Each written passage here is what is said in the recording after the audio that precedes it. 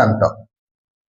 अमृत कार्डसाठी बाबुळगाव एसटी डेपोमध्ये ज्येष्ठ नागरिकांना तासनतास प्रतीक्षा करावी लागत आहे.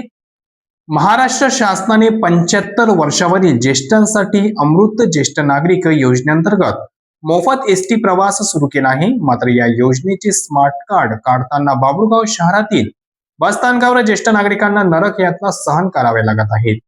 गेल्या 2 महिन्यांपासून येथे कार्ड बनवण्यासाठी प्रचंड गर्दी होत असून वाढत्या उन्हामुळे आणि नियोजनाच्या अभावामुळे ज्येष्ठांचे आरोग्य धोक्यात आलेले आहे.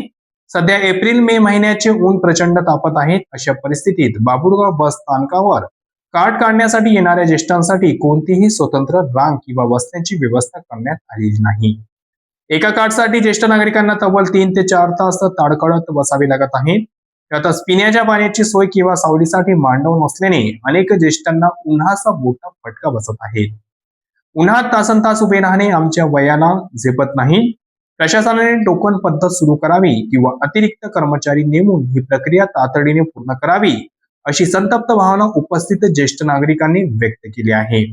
आता या प्रश्नाकडे एसटी महामंडळाचे वरिष्ठ अधिकारी आणि स्थानिक प्रशासन लक्ष देऊन ज्येष्ठांना दिलासा देणार का, हा मोठा प्रश्न समोर आलेला आहे.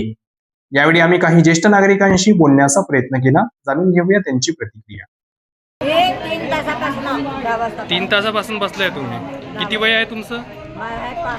पाण्याची काही व्यवस्था वगैरे आहे का इथं? पाण्याची काही व्यवस्था नाही. ताण लागली, काय करा. कुठून आले तुम्ही? मी आलो बाबुळगावनं. तुम्ही कुठून आले आजी? फळेगाव फाटा.